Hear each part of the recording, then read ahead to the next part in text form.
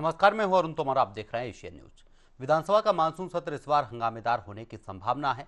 सत्ता पक्ष और विपक्ष ने विधानसभा को लेकर अपनी अपनी तैयारियां पूरी कर ली है। एक ओर जहां सत्र को लेकर बीजेपी विधायक दल की बैठक नवा रायपुर के सीएम हाउस में रखी गई, साथ में मुख्यमंत्री विष्णुदेव साय ने राज्यपाल रमेन डेका और विधानसभा अध्यक्ष डॉक्टर रमन सिंह से मुलाकात की। वहीं कांग्रेस के संभावित अविश्वास प्रस्ताव की चर्चाओं ने सियासी सरगर्मी और बढ़ा दी है। सत्ता पक्ष और विपक्ष दोनों ने 13 जुलाई से शुरू होने वाले मानसून सत्र के लिए अपनी अपनी रणनीति तेज कर दी है। डिबेट में जाएंगे उससे पहले देखिए खास रिपोर्ट।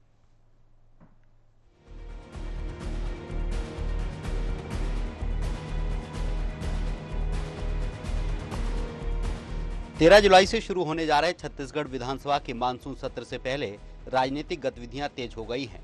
मुख्यमंत्री विष्णुदेव साय विधानसभा अध्यक्ष डॉक्टर रमन सिंह से मिलने पहुंचे। इस दौरान नेता प्रतिपक्ष रणदास महंत भी मौजूद रहे। माना जा रहा है कि मुलाकात के दौरान आगामी सत्र की रणनीति और सदन के संचालन को लेकर चर्चा हुई है। सत्ता पक्ष और विपक्ष की ओर से अब तक 1033 सवाल लगाए जा चुके हैं। कानून व्यवस्था, बिजली बिल, किसानों के लिए खाद बीज की उपलब्धता और प्रदेश से जुड़े कई अहम मुद्दों पर सदन में तीखी बहस होने के संकेत हैं। निश्चित तौर पर यह सरकार आज जनता का विश्वास पूरी तरह से खो चुकी है। किसानों को खाद नहीं मिल रहा है, बिजली नहीं मिल रहा है, किसानों को आज नकली बीज मिल रहे हैं, आज खाद की कालाबाजारी हो रही है। विभिन्न आज जो समस्याएं हैं, हर वर्ग आज परेशान है सरकार से और निश्चित तौर पर इस सरकार को नैतिक अधिकार नहीं रह गया है। इधर मुख्यमंत्री विष्णुदेव साय की अध्यक्षता में नवा रायपुर स्थित मुख्यमंत्री निवास में बीजेपी विधायक दल की बैठक बुलाई गई। बैठक में मंत्रियों और विधायकों के साथ मानसून सत्र को लेकर रणनीति तैयार की गई।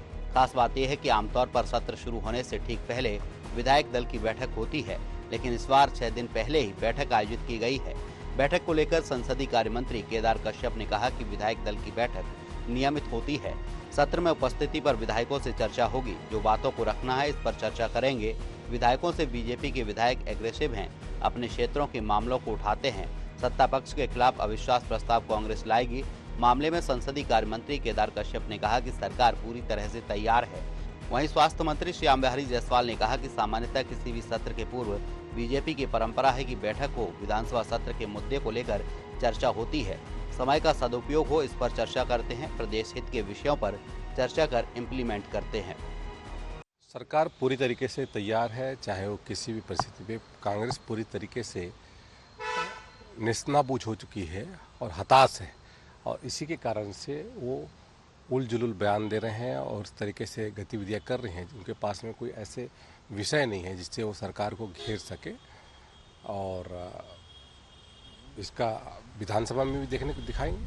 और आने वाली जो विधानसभा है उससे संबंधित किस प्रकार से विकास के मुद्दे और किस प्रकार से क्षेत्र और प्रदेश के लोगों के हितों में किस प्रकार से विधानसभा के समय का सही उपयोग कर सकें, और आपस में एक जो हमारे विधायक और मंत्रियों का आपस में चर्चा, और चर्चा के उपरांत जो है कोई विषय प्रदेश हित में हो तो माननीय मुख्यमंत्री जी से भी चर्चा करके उस पर हम लोग इम्प्लीमेंट करते हैं।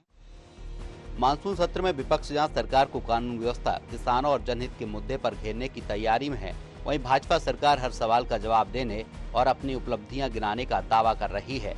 ऐसे में 13 जुलाई से शुरू होने वाला 5 दिवसीय मानसून सत्र राजनीतिक तौर पर काफी हंगामेदार रहने के आसार हैं। एशियन न्यूज के लिए शशिकांत साहू की रिपोर्ट। इस पर ज्यादा चर्चा के लिए हमारे साथ निशिकांत पांडे हैं, बीजेपी प्रवक्ता हैं, नागेंद्र जी हैं, वरिष्ठ पत्रकार हैं। आप दोनों ही मेहमानों का एशियन न्यूज में बहुत बहुत स्वागत है। पहला सवाल निशिकांत जी आपसे ही करेंगे।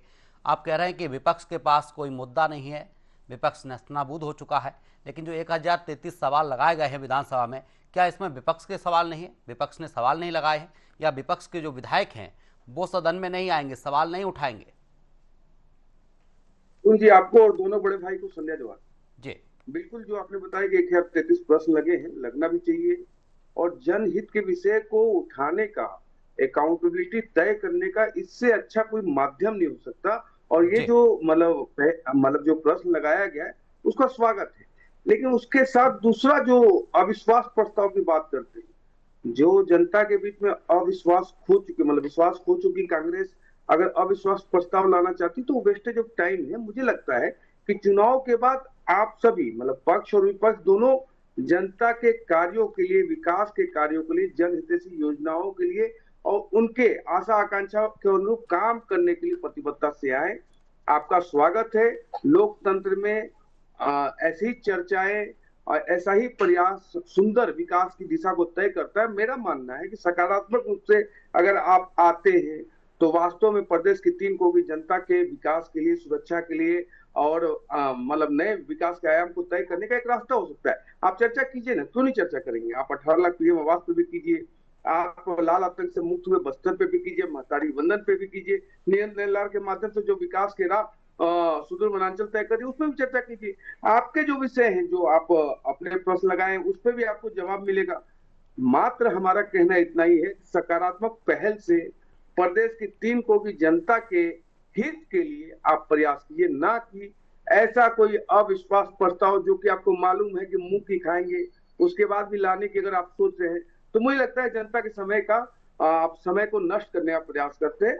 ये महत्वपूर्ण समय होता है, 5 दिन का सत्र है, 5 दिन जनता के लिए समर्पित हो, ऐसा हमारा मानना है। निशिकांत जी, आप कह रहे हैं कि जनता के लिए समर्पित रहेंगे 5 दिन, जिसमें जनता के हित की बात की जाएगी, जनता के सवाल जो वहाँ के प्रतिनिधि लेकर आएंगे उन पर चर्चा की जाएगी। तो फिर विपक्ष ये सब क्यों कर रहा है? अविश्वास विपक्ष क्यों लेकर आ रहा है? आप कह रहे हैं विपक्ष के पास मुद्दे नहीं है। क्या विपक्ष की बात सरकार नहीं सुनना चाहती है, या विपक्ष जो कह रहा है उस पर सरकार की सहमति नहीं है?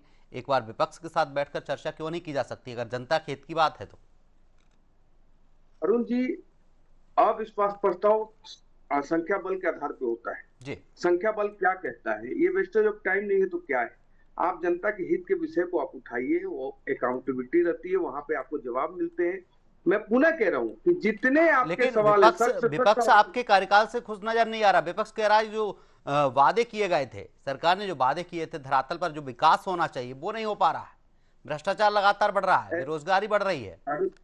अरुण जी, विपक्ष हमारे कार्य से संतुष्ट हो जाए या खुश हो जाए जी, और वो भी कांग्रेस रूपी विपक्ष, ऐसा आप कल्पना कर सकते हैं? 7 दशक का इनका इतिहास है, विनाश के कालखंड का। तो विपक्ष, वो भी कांग्रेस अगर संतुष्ट हो जाए तो कोई बात ही नहीं है। मैं मानता हूं कि विपक्ष को असंतुष्ट ही रहना चाहिए।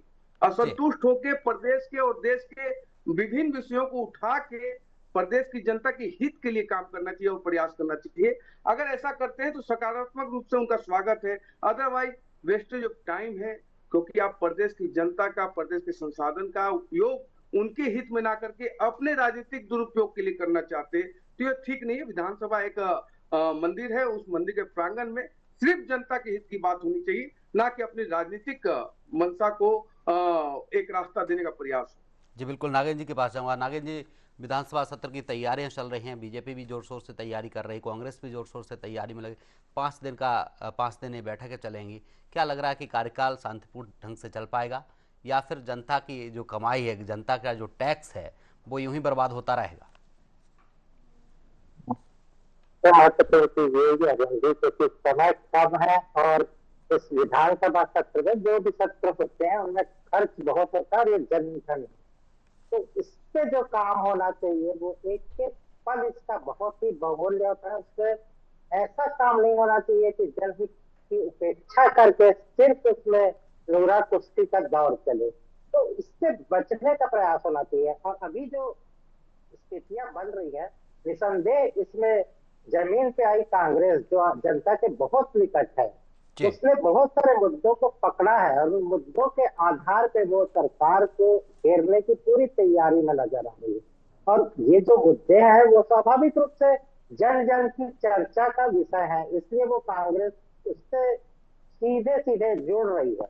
और ये कहना कि सारी चीजें सामान्य है और बहुत आराम से सेशन चलेगा, मुझे नहीं लगता ऐसा होगा, क्योंकि इस बार बहुत तीखी नोक झोंक की बात आएगी और सत्र को। लेकिन नागेंद्र जी, बात यहाँ ये नहीं कि कांग्रेस अभी विपक्ष में इसीलिए वो सदन नहीं चलने देगी, लेकिन जब बीजेपी विपक्ष में रहती, सदन बीजेपी भी नहीं चलने देती।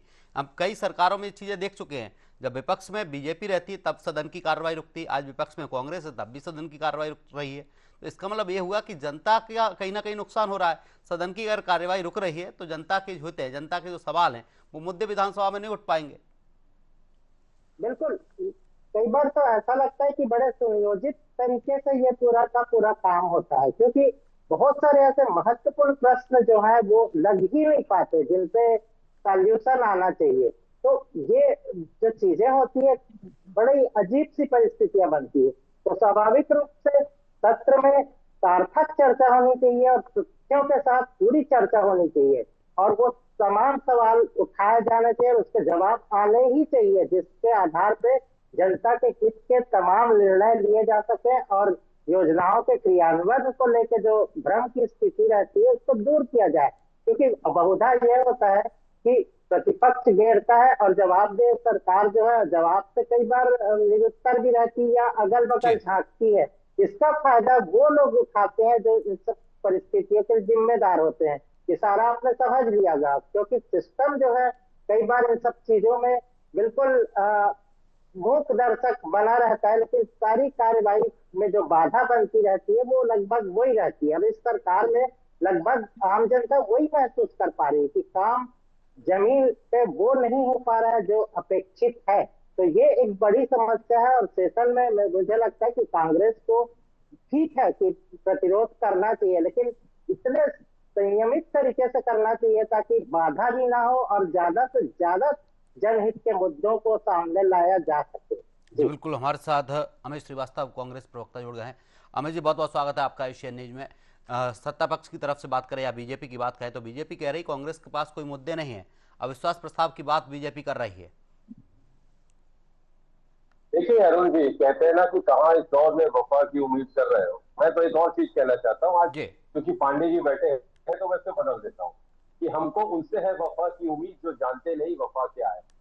देखिए पांडे जी अभी कह रहे थे, मैं इनकी बातों को बड़ी शिद्दत से सुन रहा था, विद्वान प्रवक्ता है भाजपा के, लेकिन अभी वो कह रहे थे कि कांग्रेस के पास मुद्दा नहीं है। पांडे जी पहल लाए हैं, पहल तो होगी आपके पास, विद्वान प्रवक्ता है, तो जो मैं मुद्दे गिना रहा हूँ उसको नोट करना चालू करिए, क्योंकि आप कई डिबेट में बैठते हैं। बिल्कुल, उन्होंने पेन भी ले रखा है आपके मुद्दे नोट करने के लिए।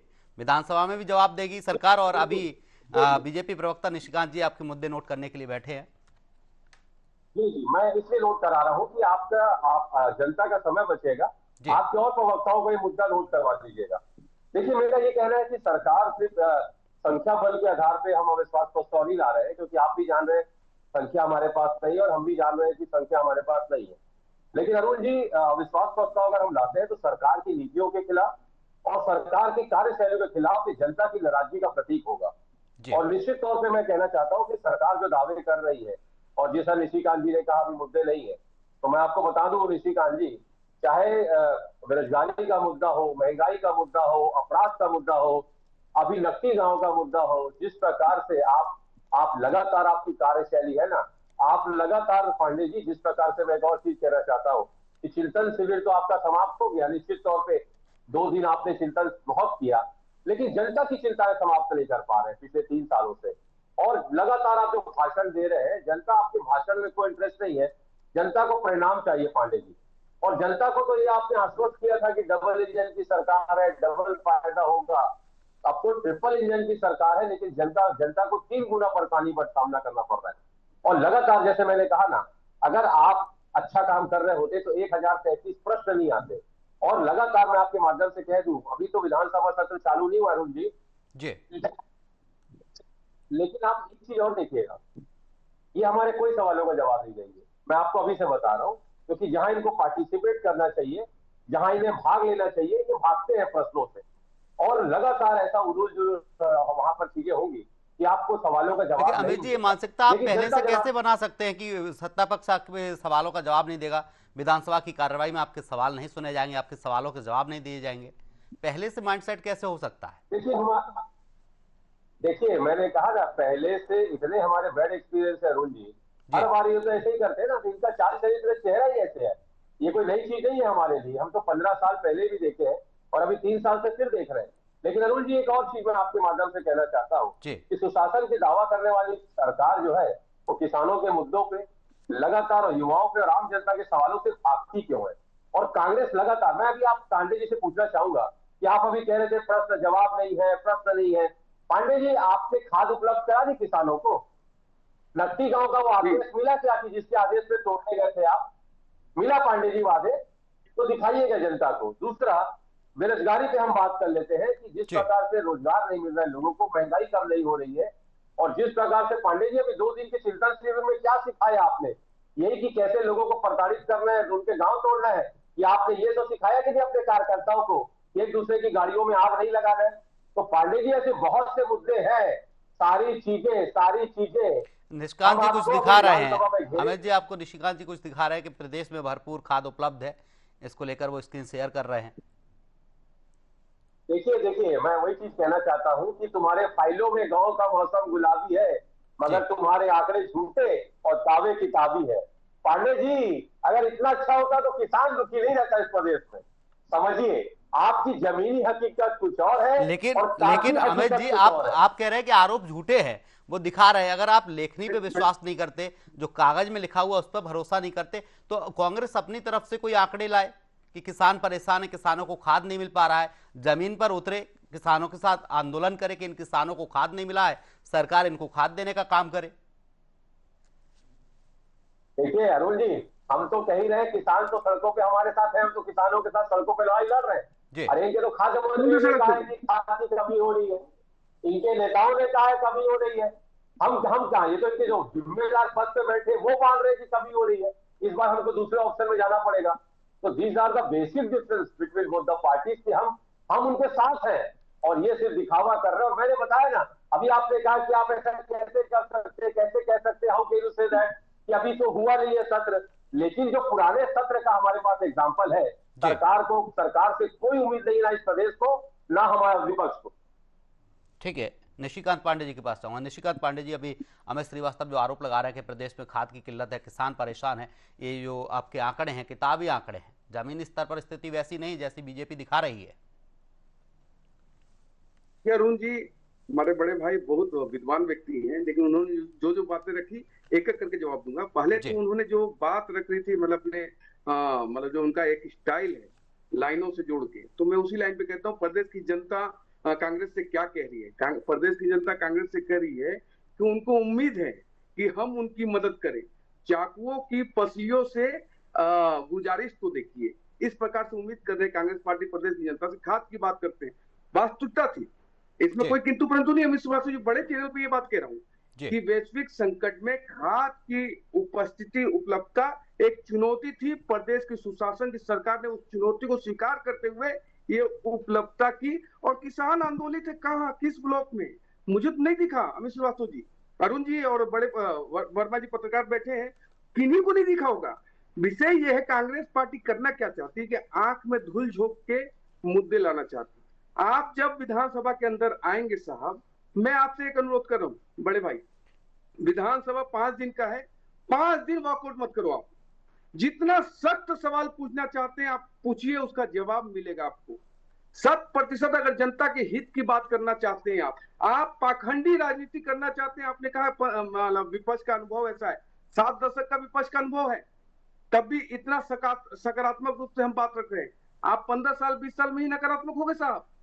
7 दशक तक हमने विपक्ष की जिम्मेदारी उठाई। तो निशिकांत जी, क्या आप बदले की भावना चल रही है कि पहले आप विपक्ष में रहे, आज कांग्रेस विपक्ष में है, तो आप ये कहना चाह रहे हैं कि हम पहले विपक्ष में रहे, आप हैं तो आप नकारात्मक मत होइए, सकारात्मक रहिए। आप उनके सवालों के जवाब देते रहेंगे तो विपक्ष नकारात्मक क्यों होगा? नहीं, मैं उनको तो कोई संतुष्ट नहीं कर सकता। एक बार तो आप भगवान को भी प्राप्त कर सकते, कांग्रेस को संतुष्ट करना कांग्रेसियों के बस का बात नहीं है। कांग्रेस मुसीबत में है और मुसीबत देने वाले कांग्रेस में है। इनकी समस्या हम नहीं है, इनकी समस्या ये खुद ही है। लेकिन विक्रम बेताल के जो खेल खेल रहे हो आप साहब, मैं एक अनुरोध करता हूं आपसे अमित श्रीवास्तव जी, जितने आप बोल रहे हैं कि आपके पास मुद्दे हैं, बेरोजगारी 0.1% 2% आप हमारे मुंह पे मारे 5 साल आपने आंकड़ा मारा है, तो आपने किसको एसपी, कलेक्टर और पटवारी बना दिया जिसकी नौकरी हम खा गए? या तो आप माफी मांगिए प्रदेश की जनता से कि आपने जो रोजगार का आंकड़ा दिया था वो फर्जी था। आज बेरोजगारी की बात किस विषय पर कर रहे हैं? महंगाई की बात कर रहे हैं। आपके समय में 2013 तक 14 तक सिलेंडर 1200 रुपए मिलता था, आज 950 रुपए, 921 रुपए में। किस हिसाब से महंगाई की बात करते हो साहब? वैश्विक परिस्थिति आप देख लो, आपके कालखंड में ऐसा न कोरोना आया, न आपके कालखंड में ऐसा वैश्विक परिस्थिति चल रही, युद्ध चल रहा, वार चल रहा, ऐसा नहीं था। लेकिन प्रदेश की और केंद्र की सरकार ने जनता के आशा आकांक्षाओं के अनुरूप जो प्रयास किया है वो अद्भुत है। मात्र 12 वर्षों में आप महंगाई की बात करो ना अमित श्रीवास्तव जी, रेलवे हो, हाईवे हो, एयरवे हो, कहां पे आप एक चुनौती दे सकते हैं इस 10 साल और 12 साल की सरकार की 7 दशक से? क्या एम्स 26 चल रहे हैं, रनिंग है? 7 एम्स हमको मिला था 2014 में, आज 26 एम्स चल रहा है। कैसे चल रहा है? सड़कों की रफ्तार 4 गुनी है, क्यों है? वही सरकार, मतलब वही व्यवस्थाओं पे 12 सालों से मोदी सरकार का एक ऐसा विजन है।